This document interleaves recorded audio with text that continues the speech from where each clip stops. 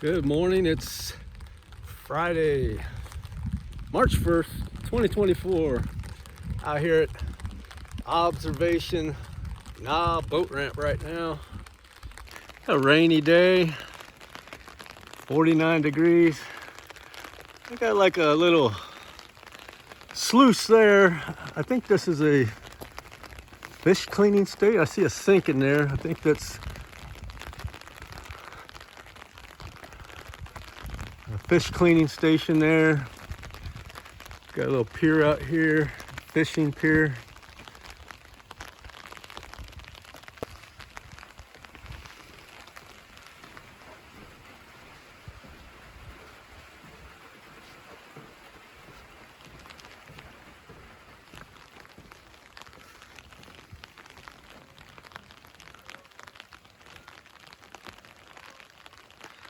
It's the South Holston Reservoir.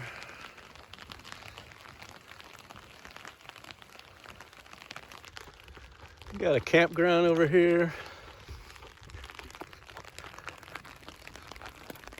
And over here, see all those rocks? That's a saddle dam.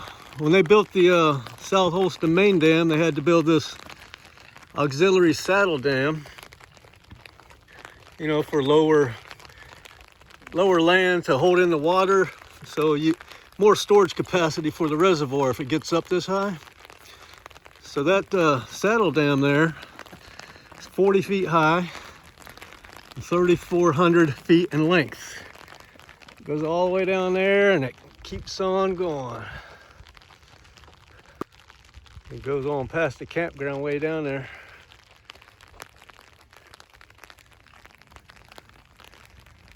And they've got a observation park up this road. Let's go check that out.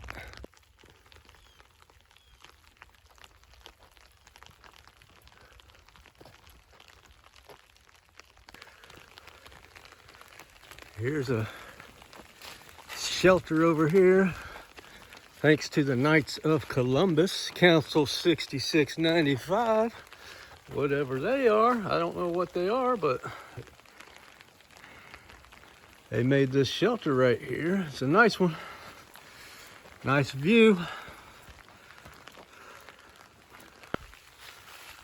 We can pass down through here.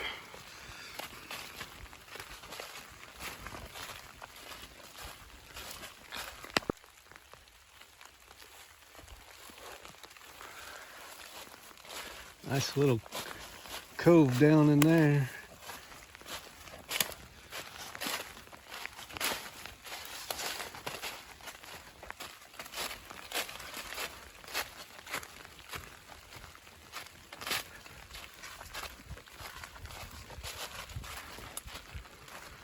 See if we can walk out on this point here.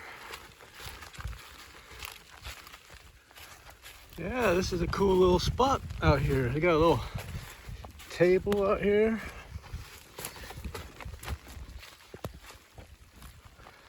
See a lot of little birds up in here too. Yeah, there's some chickadees right over there. Let's see if I can get some pictures. Yeah, this is a really beautiful spot here. Got all these little pine trees over here, all kinds of birds in there.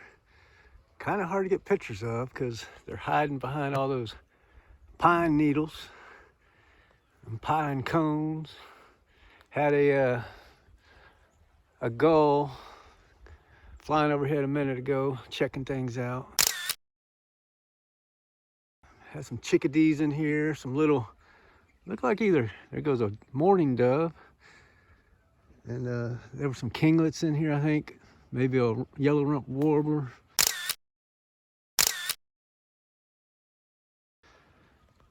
But yeah, this is really nice spot right here on this point here. Let's walk down here and see if we can walk down here any further. That almost looks like a Martian landscape or something right there.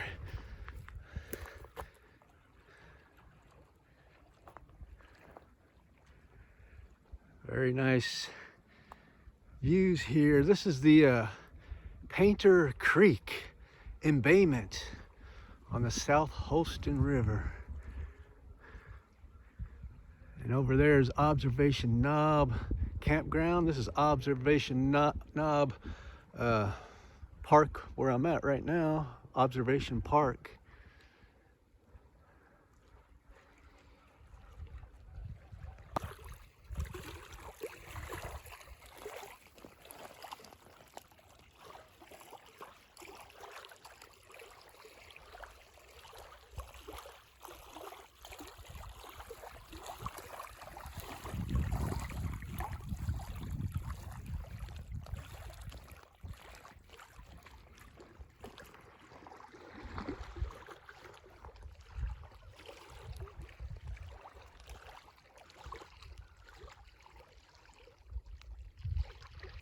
There are a lot of little smaller birds skimming the surface out there.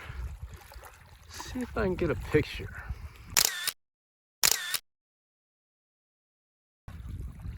Then you got the ring-billed gulls out there.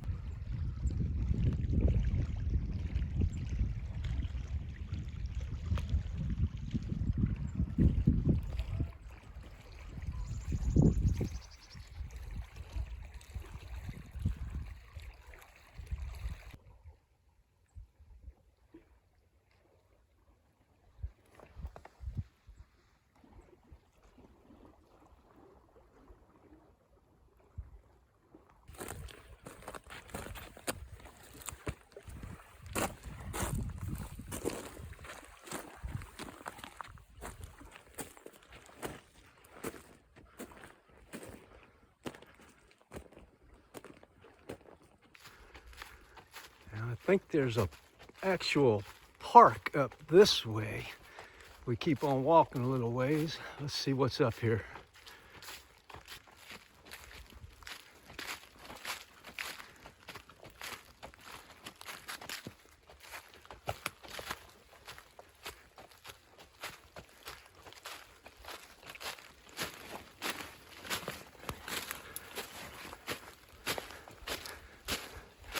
I see a swing set. There's a rooftop for a shelter, probably. It looks like it might be a grill or something. It's a playground. More play equipment. More shelters. So this is Observation Park here. And it does cost $3 day use fee to get in here. I believe all this is private property, so it's and they have a campground if you want to camp. So you have to call the office, find out what the fees are for that.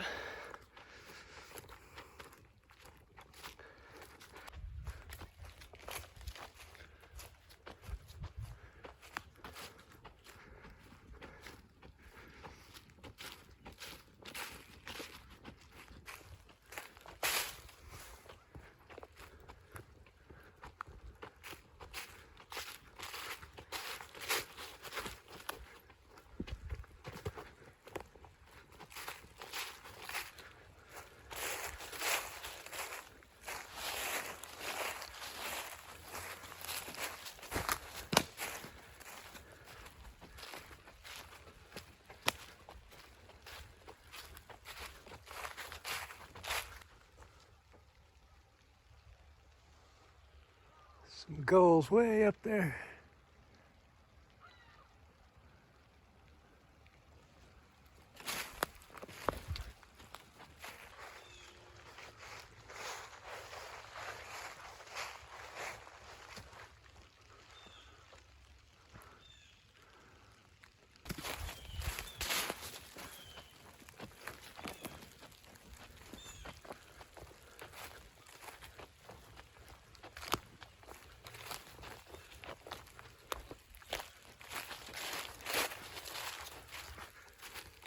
Here's another look at that saddle dam.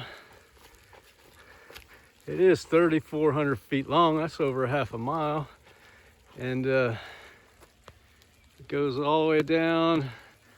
There's the campground entrance, but it keeps going past that. You can see it over there, and it keeps on going down that way.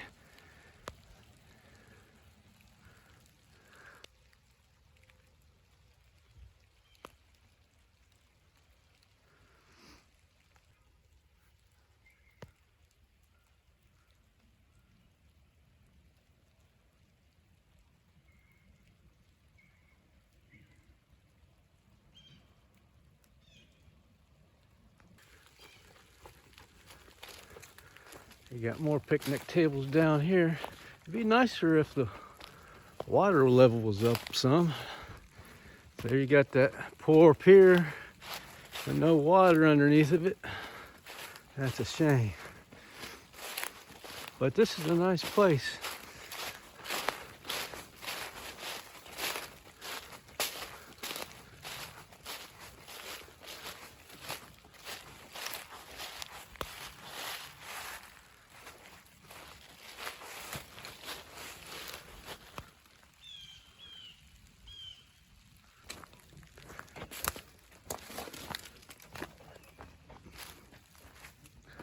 There's another view of the boat dock and boat ramp there.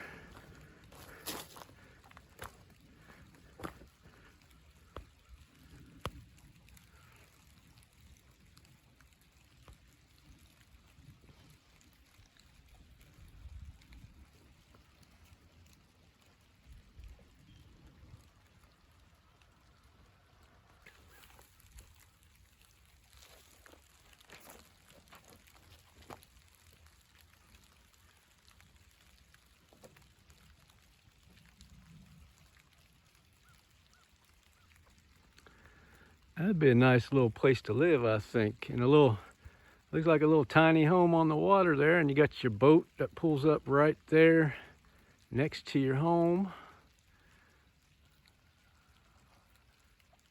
That'd be pretty neat right there.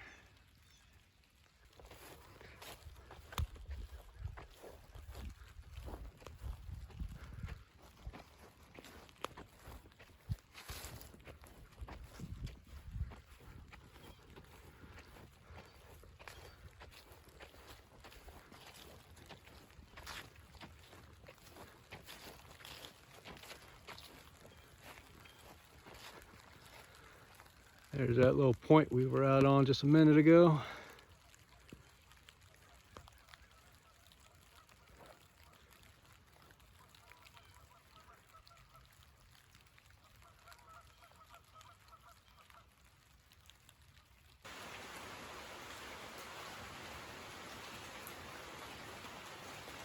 That sound of that rain up on that tin roof is nice.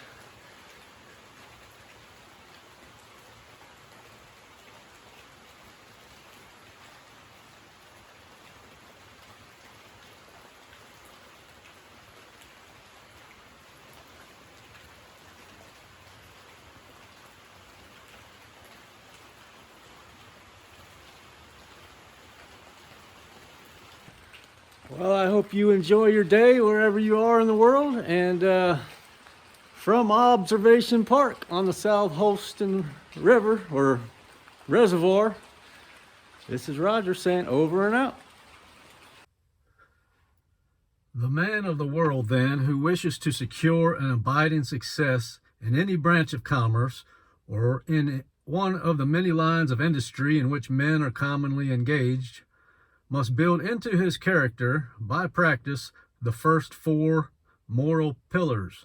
By these fixed principles, he must regulate his thought, his conduct, and his affairs, consulting them in every difficulty, making every detail serve them, and above all, never deserting them under any circumstance to gain some personal advantage or to save some personal trouble.